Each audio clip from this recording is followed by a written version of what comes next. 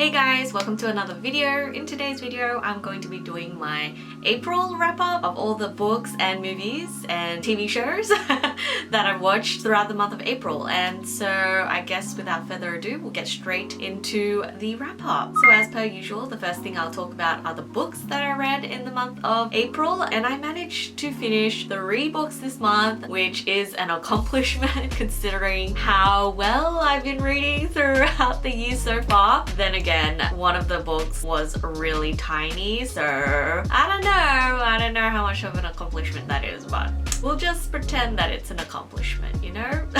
So the first book that I finished in the month of April was Shadow, Bright and Burning by Jessica Cluess. So I picked this book up a while back, but I never got around to reading it. And when I first read Sorcery of Thorns and really enjoyed that book, a lot of comparison books to Sorcery of Thorns, like this book came up a lot. And so I was just really curious. And because Sorcery of Thorns I think is a standalone, which really makes me sad because I wish there's a sequel to that book, but this one was a trilogy, so I thought, okay, if it's kind of got a Sorcery of Thorns vibes and it's a series, maybe I'll get more of the world and, you know, characters that I end up loving. Sad to say that it didn't live up to my love for Sorcery of Thorns, but there were a lot of elements that kind of reminded me of that world, and so overall I did enjoy it, but it wasn't, you know, it didn't surpass my love for Sorcery of Thorns. I don't know, that book just vibed very well with me and I really like the characters, but this book, I think where it's lacking are the characters. I don't know, like the main girl can be a little bit sassy and such, but she also makes very stupid decisions that do have like quite terrible consequences, and I don't know, I feel like she's not very remorseful of her decisions in a way, and so I don't know, I'm confused. I don't really like the characters as much, but the world was very interesting. It's set in a Victorian England, London, whatever setting. It's kind of set in our world, but it also has like sorcerers and like witches and other kind of folklore-y mythical creatures that are also in this world. So in that sense, I did really like it, but the story, the characters were a little bit lacking and I was a little bit disappointed by it overall. It was still a fun read, but kind of average. So basically we're following our main protagonist, Henrietta, and she is from an orphanage, I think. One thing leads to another and she ends up getting whisked away into the Sorcerer Guild, or they call it the Order, where they serve the Queen. There is this whole kind of hierarchy system with like different kind of magic users, and like some magic users are kind of oppressed while others are like very elite status warrior type of people, and so she kind of falls into this world and needs to kind of adapt and kind of solve this larger issue, because in this world there's also these things called the Ancients that have ravaged the world, or at least the country. It's like these nightmarish, hellish creatures. These kind of elite sorcerers are there to kind of fight and battle out these ancient creatures, and there's kind of a whole mystery behind them, where they originated from, why they've come to England, and why they're destroying cities and stuff. There is this kind of adventure quality to it, but at the same time it's kind of, at least in the first book, it's very much set in the same area, so they're kind of in London for most of the time. It's more focused on Henrietta and how she's developing her skills as a sorcerer and kind of waiting for the battle to come to London rather than kind of seeking out and attacking first. Also, another thing that kind of irritated me was like the love interest side plot. I feel like Henrietta does seem like she's gonna have multiple kind of love interests in this series. Oh my gosh, you hear my dog, I'm so sorry. But there is this main love interest in the first book who is her friend Rook. They both grew up in the same orphanage together, so I feel like Rook and Henrietta are kind of like endgame couples, but there's this stupid side plot where she's interested in one of the guys, or maybe 2 of the guys in a little sorcerer squad. So I'm just like, I'm not very interested in this side plot. Like, let's focus on the real issue here and really kind of ramp up your skills as a sorcerer, you know, kind of thing. I feel like the focus kind of went too far into like the romantic aspects at times, and so I'm like, not really interested. I want to see more of the world and more of the mystery being unfolded. Yeah, I don't know. I feel like some elements were a little bit repetitive as well, like the training sequences and all that. Also, I feel like a lot of the relationship development was a little bit too abrupt, a little bit too quick. I didn't see how these relationships were growing, and then all of a sudden she's really bonded with certain characters, and I'm like, I don't see that. I don't see how that could have happened. It came way too quick, or maybe there's more time jumps than I thought. I, as a reader, don't get to develop those feelings for these relationships to occur, and so I'm a little confused. And like I said, I wasn't the biggest fan of our main protagonist who we're following, who kind of falls into this chosen one sort of trope, but I do appreciate that Jessica Cluess kind of flips that trope in a way later on. So I guess overall I enjoyed the story for what it was. I did really like the magic in it and all like the different creatures and stuff, which wasn't as established, at least in the first book. The first book is very much more focused on the sorcerers, and so I guess you get a lot more development with them, but at the same time I feel like the world could have been a lot more fleshed out. We kind of got like the surface level of everything, and so I don't know, it could have been a lot more better. I did appreciate the setting and the world at least. Also, I do like having these ancients or these really horrific nightmarish creatures. There's little bits of horror in this which I wasn't expecting, which I did really appreciate. Like, it didn't shy away from any sort of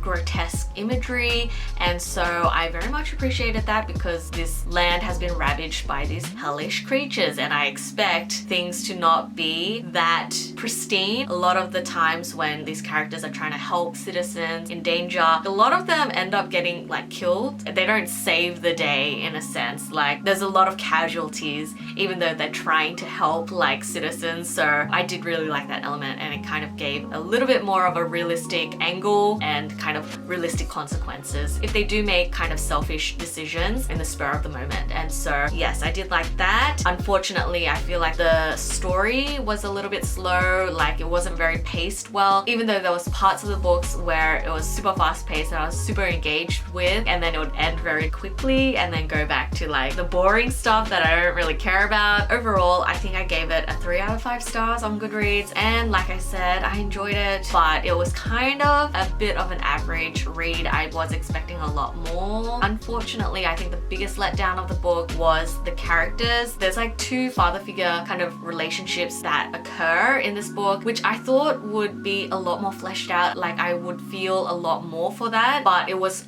really rushed, and I didn't understand how her attachment grew so quickly to those relationships. And then we have the team dynamic that wasn't really fleshed out. Like, a lot of the boys in her crew, in her squadron of sorcerers, were a little bit rushed. She sees them as like family and like a tight-knit group of friends. Like, some of the boys didn't get any like development at all. They were just mentioned in the moments, but like there was no character development. There was not really a lot of interaction with all the boys from her team to develop such a strong feeling of a found family sort of relationship.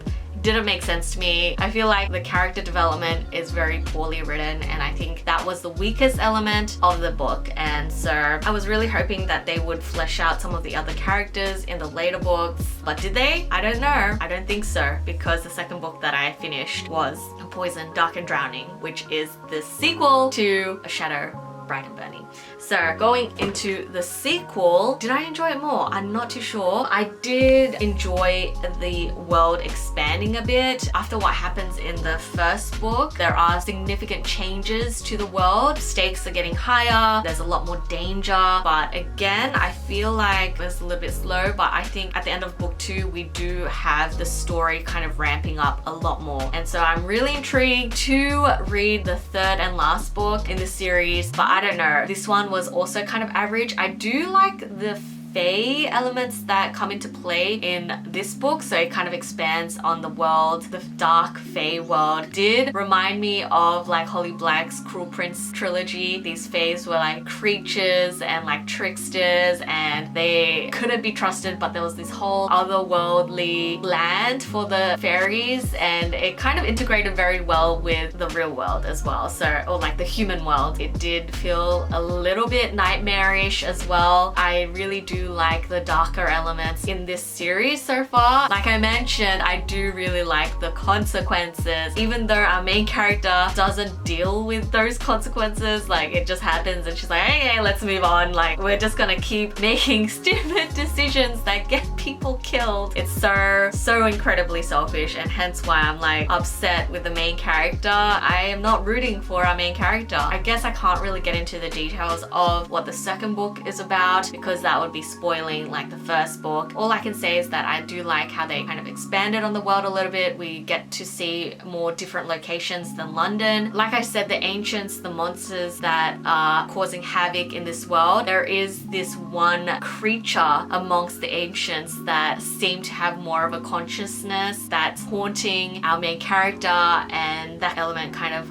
plays more into fruition, and I do really enjoy that plot line. I feel like the last book is just gonna be crazy. Also, I am very shooketh by how some of the characters end up turning out. I did kind of have an inkling of some of the main characters being slightly in the gray area, but now it really seems like, oh yeah, this person is probably going to turn out as a villainous character, whereas Henrietta is kind of stuck in that situation, and I'ma be mad if she sides with this villainous sort of character. I won't say who, but it's pretty obvious that it's kind of a toxic, abusive sort of relationship. Even though like a lot of the relationships that came before in like the first book, not like romantic relationships, but any of the relationships she's had, most of them has been kind of awkward because it's almost abusive. The society is kind of very controlling and kind of oppressive against her, and because some magic users are also oppressed, it is not good. It is not good, and so like some of the viewpoints are very disturbing, and it's very hard for our main character. Even though I don't really like her, I kind of feel for her sometimes. We shall see what happens, but I am intrigued of reading the third book. I just want to see how this story kind of ends. Even though this series is kind of like an average series, I do want to finish it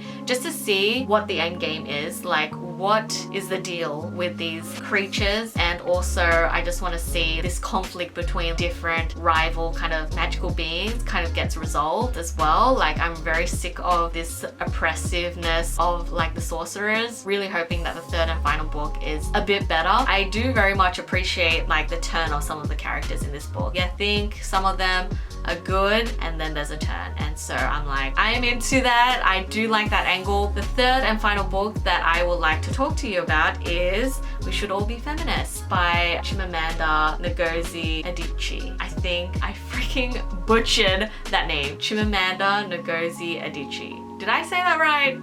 Probably not, but I've been eyeing this, I don't know if I should say essay piece, because I believe that this was a TED talk that Chimamanda Ngozi Adichie was a part of. It's a talk that was delivered in 2012. After reading it, I very much appreciated this read. I feel like when you bring out the word feminism, there's extreme negativity towards like the word feminism, and then there's like people who are very extreme, very in your face about it. And so I thought that this read was a fine balance. It's kind of like the middle ground between those kind of viewpoints. First of all, very short, like as you can see, it's 48 pages, and like it's a small book. If we compare it to like average size paperback, it's kind of small. It was an essay that was very short and sweet. It didn't go too much into the feminist movement. It wasn't preachy at all. It was a very kind of personal insight on her views of feminism, and I thought it was very beautifully written, but it was also simple enough to be very readable, and it was very conversational as well. I think it's a really good book for someone who isn't aware of what feminism is about. I thought that this was a beginner's insight into that movement, and I thought it was a very beautiful kind of personal insight on her perspective of like the gender inequalities that she experienced in her life. I think that she brings some important points in terms of the kind of expectations we have on different genders and kind of like the divide there. and I did very much appreciate that there was very personal kind of experiences she mentions throughout this essay, and I thought that it was just very insightful, and I was kind of moved by a lot of the things that she spoke about, and it kind of got me very interested in kind of checking out more feminist books in the future, and I very much appreciated it. It was a short and quick read, but there was a lot of points that were made that had more of a lasting impression, that got me thinking about these sort of issues and inequalities in the world, and it kind of got me thinking about some of the gender inequalities in my culture. And so it was very well put together, and it was very simplistic as well, so anyone can just pick it up and read it and be educated, and I would highly recommend this one. I gave it a 4 out of 5 stars on Goodreads, and yes, I am very much interested now in checking out her other books. I remember I saw an interview with her online, and I just thought that she just had like a very gentle quality about her, but she was also very powerful in the way she makes her statements, and I'm a little bit of a fangirl of her now. So yeah, these were the 3 books that I ended up finishing in the month of April, and I guess we'll just move on to the movies and TV shows that I binged throughout the month. So I'm just gonna open up my letterbox. I have to say that this month was a good month. I watched a lot of different things, and we're gonna talk about it. My reading may have been lacking, but that doesn't mean I am not indulging myself with stories. So there are a lot of things that I ended up watching in the month of April. So the very first thing that I ended up watching was Jackie Brown. This is a Quentin Tarantino movie that came out back in 1997. I honestly didn't know about this movie. Like, there are a lot of like Quentin Tarantino movies that I really like, but this movie is kind of a little bit more, how should I say, understated. I was very much impressed. If anything, I really enjoyed the character of Jackie Brown. She's so sassy. She's such a boss woman. If you're looking for a female character that's completely badass, I reckon Jackie Brown is on one of those top lists of female main characters that are just so cool, even though she's not like, I don't know, fighting her way through like a mob of people or anything. It's not like that. It's just she's kind of like a strategist, the way she plays people. It is so good. She was beautiful, but she was also very cunning and very smart and intelligent, and she was really sassy, and she could really handle herself in certain situations, even though there are people that are essentially killers.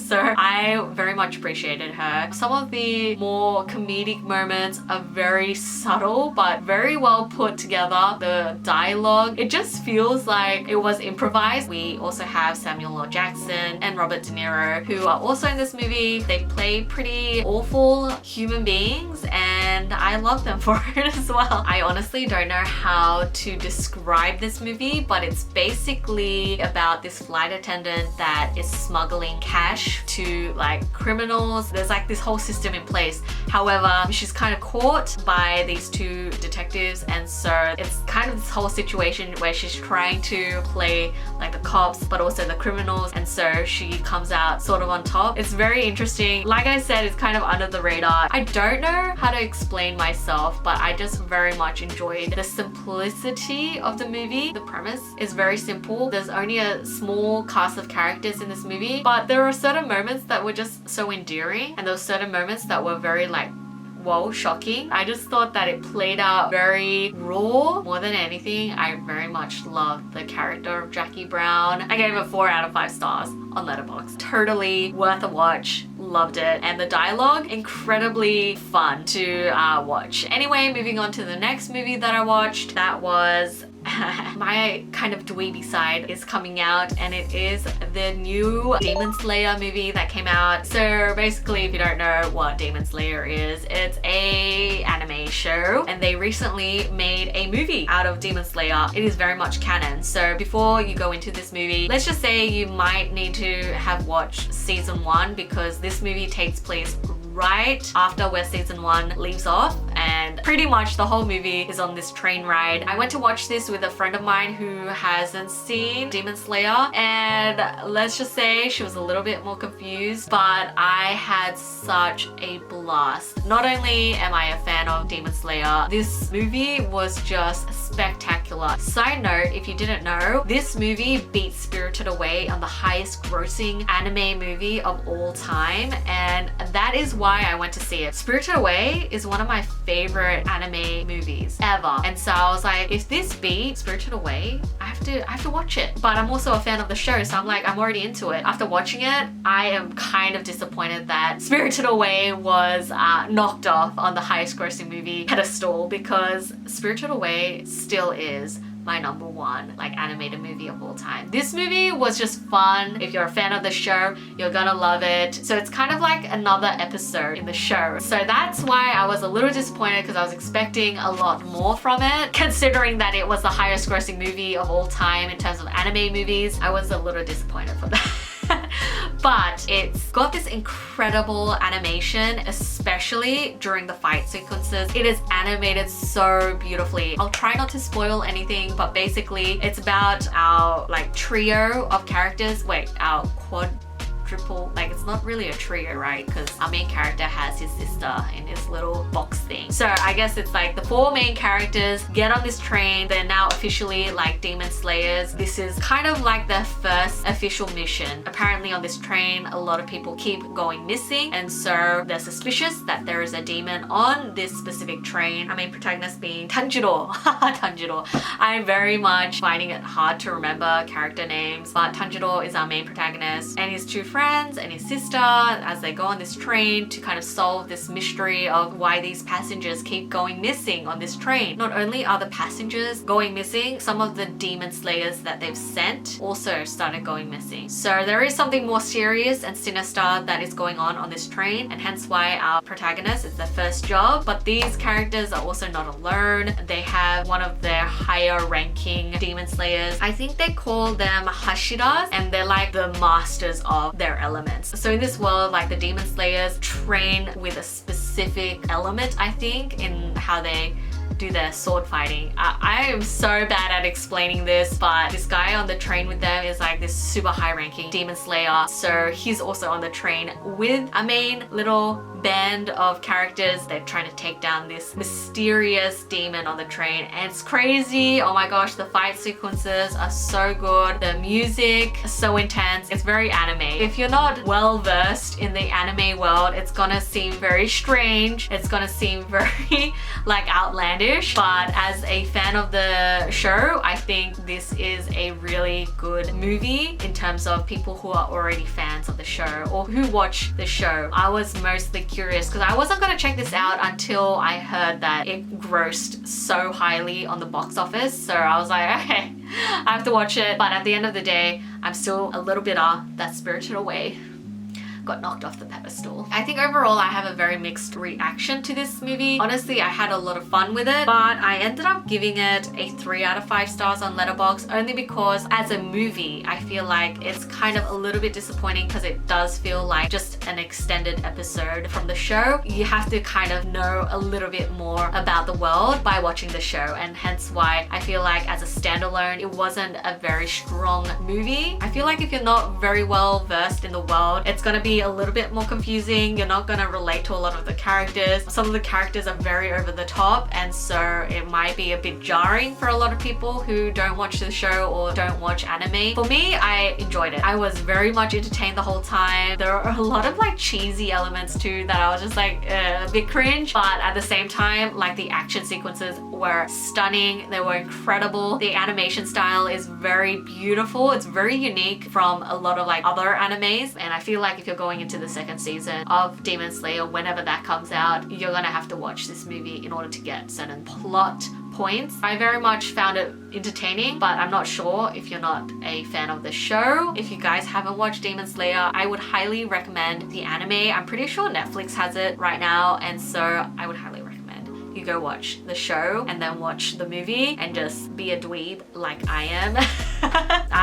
We're gonna move on to the next movie that I watched, which was Godzilla vs. Kong, oh my gosh, this movie, I'm gonna have to say, was also very good. I love a good kaiju monster movie. You go into this movie knowing what it is. I'm gonna have to say that the newest reboot of Godzilla and King Kong, the ones that are in this movie, those franchises had a very serious, somber tone. It was very like hyper realistic. It kind of delved into like the more human characters a lot, and there was all this focus on like how serious and realistic these movies are. Godzilla vs. Kong totally throws that concept out. It's a movie that's so self-aware. It just knows what it is. It probably doesn't have the greatest script. It was so freaking entertaining, and I was just hooked. I thought it was a little bit ridiculous, but I just went with the flow and I had a good time. I gave this movie a 3.5 star out of 5 on Letterboxd. If you are a fan of Godzilla, like the new reboots of the Godzilla and the King Kong movie, you're gonna have a fun time with this. It was a very good kind of blockbuster, popcorn-y movie. I do think some of the things in the script writing was pretty bad. The dialogue was pretty over the top and cliche and cheesy. Some stuff that happened was super unrealistic. It's just like a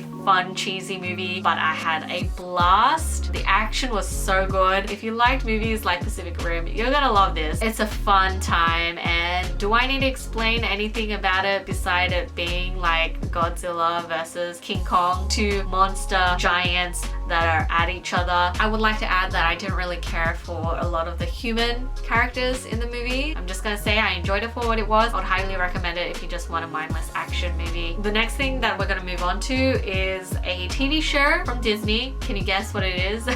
It is The Falcon and the Winter Soldier, and I very much enjoyed the whole show, very much like WandaVision, although I must say I probably enjoyed WandaVision a little bit more. I gave the whole season a 3.5 stars out of 5. I did like that espionage kind of feel. It definitely had a very Captain America Civil War kind of vibes. A lot of the action was really fun to watch, and a lot of the underlying plot elements were very well handled, I thought. I did think that overall it was less interesting than WandaVision, only because I am super into like the bizarre magic realm of like Marvel, and so I really vibe well with WandaVision, whilst The Falcon and the Winter Soldier is very serious, set in the real world. It's kind of more gritty, and it's kind of like more of a spy action kind of thing. Anyway, two great shows. I can't wait for Loki to come out. The Falcon and the Winter Soldier, I thought the best thing that came out of that, aside from like all the action sequences and all like kind of the themes that they try to tackle, but the best thing I think that came from the show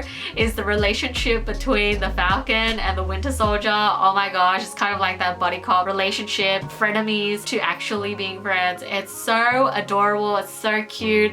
I love their banter. I feel like Marvel is really good at picking out the side characters, but they develop them incredibly well, where you're just as invested on these side characters as well as like the main characters that are on screen on like the huge Marvel movies. All of the characters are so well fleshed out, and you end up feeling so much for all these side characters that initially when you went into like the Marvel movies you thought, okay, they're just side characters, but no, Disney has plans. The mouse has plans for these side characters too, and I'm loving it. The characters on these Disney Plus shows are getting a lot more character development because they have so many episodes that are dedicated to them. I would recommend The Falcon and the Winter Soldier for people who are fans of the Marvel movies, and also for people who are casual watchers of the movies. You don't have to be so well versed in the Marvel Cinematic Universe to be able to watch The Falcon and the Winter Soldier.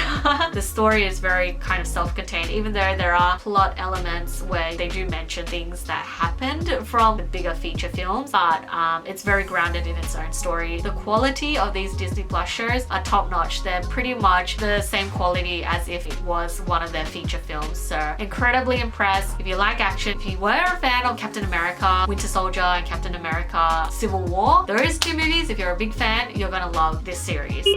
Hey guys, I totally forgot about adding one more movie that I finished in the month of April. I don't know how I forgot to add this movie because I enjoyed it so immensely. Like I gotta stop, breathe, Carolyn. Okay, the movie that I'm talking about is Nobody. It was released this year. It's a 2021 movie. It was directed by Ilia Nashula. The one other thing that I've seen from this director is Hardcore Henry, and I remember that was such an experimental movie, and it was such an action-packed, thrilling ride as well. Oh my gosh, Sam is here. I remember that being pretty intense, so I did really enjoy that movie. Initially, like from the promotional material, like the trailer and everything, it really laid on thick as a kind of John Wick kind of movie. But after watching it, I have to say that there are a lot of similarities to John Wick with Nobody, but it had significant deviations from that sort of movie as well. I really loved the performance of Bob Odenkirk. Sorry, always forget how to pronounce his name. He did such a wonderful job. You really bought that he was kind of like this family man, a nobody, but he actually really sold the action as well. You would think like he is just, you know, your neighborhood dude, just like an average kind of Joe, but when he went for the action, it was brutal, it was bone crunching, and also I really like the fact that the fights were kind of more realistic and grittier. For example, from John Wick, like John Wick was kind of this legendary fighter. Bob Odenkirk's character in Nobody, he kind of got a bit of a beating before he finally came into his own. And oh my gosh, I keep getting distracted because Sam is over there. Can you see my nog? Oh my, look at him. If anything, it was a little jarring to see Saul Goodman from Better Call Saul as a main action lead, but he did such an amazing job, especially with the action sequences. He really sold it, his character as being one thing, like this family man, this kind of nobody, but at the same time when he kind of loses it and really hones in on the action and the brutality of his mysterious skill sets that he's had in the past, he really sells it. And let me just say, like, the brutality of his stunts was pretty crazy. I do love a good action, but I also like a compelling, fun story as well, and I think that Nobody had that. I think towards the end it can be a little bit over the top. Like I said, there are kind of similarities with John Wick. He does unfortunately bother a Russian mobster, and that kind of propels him back into this world that he's left behind in the past, and it was just such a fun movie. It is quite violent when it comes to the action, but it's nothing too grotesque. Even though it was relatively serious at the beginning, honestly, as the movie went on, it became more self-aware of itself, and it just had a lot of fun. The basic premise is that we have this guy named Hutch. He's like an average family man, but he does have this mysterious past. He unfortunately gets involved with a mobster and they try to hunt him down, and then more of his past is revealed, and then just action ensues, and it was crazy. Another person that I thought was a great addition was Christopher Lloyd. At first, I thought he looked very familiar while I was watching the movie. I'm like, he reminds me of someone, and then I remembered he's bloody from Back to the Future. He was also a very great addition. Everyone else though I thought was kind of okay, but I think Bob Odenkirk and Christopher Lloyd were the two standout performances. It was kind of a mix between John Wick and Home Alone. It was just so much fun, even though violent things were happening on screen. I just had such a fun time, and I went to watch this movie with like two of my friends, and both of them really enjoyed it, and they're not usually into action, and so yeah, I really loved Nobody. And I can't believe I forgot to mention Nobody in my wrap up. I enjoyed it so much that I ended up giving Nobody a 4 out of 5 stars on Letterboxd. So yeah, I'm just adding this clip now, and yeah, I'll just leave past Carolyn to finish up this video. Moving on to the last two movies that I watched in the month of April. They were back to back at one of my favorite theaters, Palace Cinemas. If you live in Sydney, I think there's a few in different states, but I love that place. They were showing like sort of retro movies. So the cinema I went to were doing this thing every week where they show 2 classic films back to back. Me and my friends went to this theater and we ended up watching 2 French films. My friend really liked one of the movies, and so I was like, okay, I'm on board. I want to see the other movie on the list, but I'm happy to watch the other one. Oh my gosh, I didn't know what I was getting into because I had no idea what either of these films were about. I will go in the order of what I watched. So the first movie that I watched was Delicatessen, and this is by the director Jean Perret-Jeunet and Marc Caro. This movie was the weirdest shit that I watched. Both the movies. were freaking weird. I will have to say Delicatessen, it's one of my new favorite movies that I've watched in recent years. Okay, it's gonna sound weird because I'm gonna say it's kind of wholesome and sweet, beautifully filmed. Also, there are some messed up things that actually happen in the movie. It's such a weird movie. It is considered a black comedy with bizarre and surreal kind of elements I never knew I loved. Maybe I do like French movies because I very much vibe well with how this movie was filmed and was set up, and just the set design, just the way things happened. It was very quirky. It was very cute. Okay, I gotta calm down. Delicatessen was made in 1991. I'm just gonna read the synopsis from Letterboxd. This bizarre surrealistic black comedy takes place in a small, fictitious, post-apocalyptic town where food is scarce and butcher Clapet has a macabre business of using human flesh to feed his customers. Yet when his daughter falls in love with his next slaughter victim, things turn into chaos. So now you know what an effed up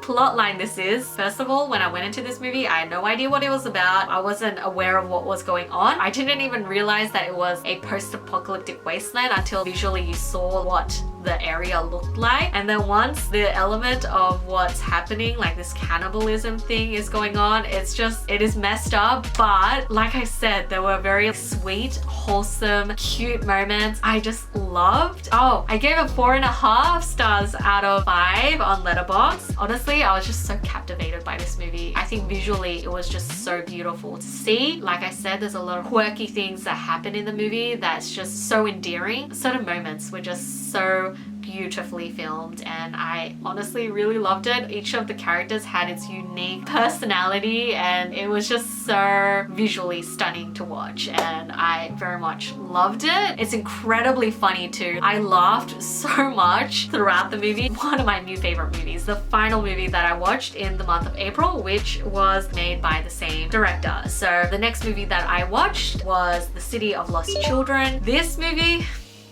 I think this director just makes very bizarre, weird movies. Even though I loved Delicatessen, it was a weird movie. And knowing that plotline, you might also agree. This movie is even weirder. But going into it, I thought it had all the elements that I thought I would love. Unfortunately, I didn't really like this movie. I think, okay, I thought it was an okay movie. I thought it was very average. I was severely actually disappointed because I had hyped it up in my head thinking that I would really, really love this movie, but ended up not being as great as I had first imagined it to be. The City of Lost Children was made a few years after Delicatessen. It was released in 1995. The one sentence synopsis of what it's about says, a scientist in a surrealist society kidnaps children to steal their dreams, hoping that they slow his aging process. So that one sentence kind of summarizes the basic premise of this movie, but there are so many little plot elements that are in this movie. There's so many things that are in here that I enjoyed visually. I thought it was very cute and quirky, like Delicatessen. Oh my gosh, I love that movie. They had certain moments that I thought were very like smart, witty and cute that they incorporated into the film, but I think overall I was severely disappointed in the overall plot.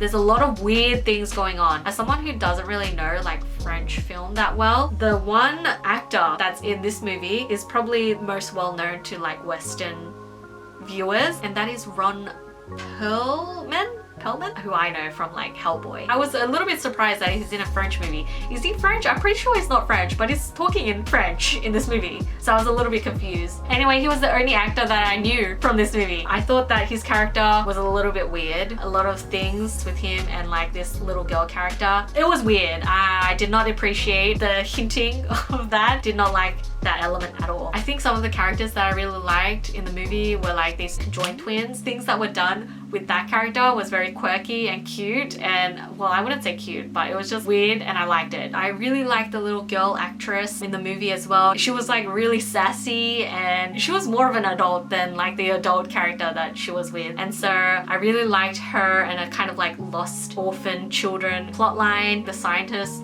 was like this creepy weirdo, but I really liked his little cloned sidekick who was played by Dominic Pinon, who is also in Delicatessen. He's one of the main characters in Delicatessen. He plays such a quirky character, or characters, because he's playing like multiple versions of himself, and that was very weird and bizarre. I just really like that actor because he has a very distinct face, and I think in Delicatessen I thought like his character in that was just so sweet and wholesome, hence why when I saw him in this movie I was just like, oh my gosh, it's that actor again, oh my gosh, I love him. But in terms of the plot, it was very confusing. Like I said, there's a lot of weird plot lines that were like all over the place and kind of felt a little bit chaotic. It's very surreal, it's very, you know, bizarre in how like the story comes about. I think the way it's filmed, the way the props are made and like the costumes are made, it feels very much like what you would see in like a high budget play. In that sense, it's very like theatrical. I liked a lot of the stuff visually. Unfortunately, I think it was a little bit too confusing. I think I gave it a 3 out of 5 stars on Letterboxd. If this director has made other films, I am actually interested in checking out what else he's done. As much as I was disappointed with The City of Lost Children, I really loved Delicatessen. Those are it. Those are all the stories that I consumed in the month of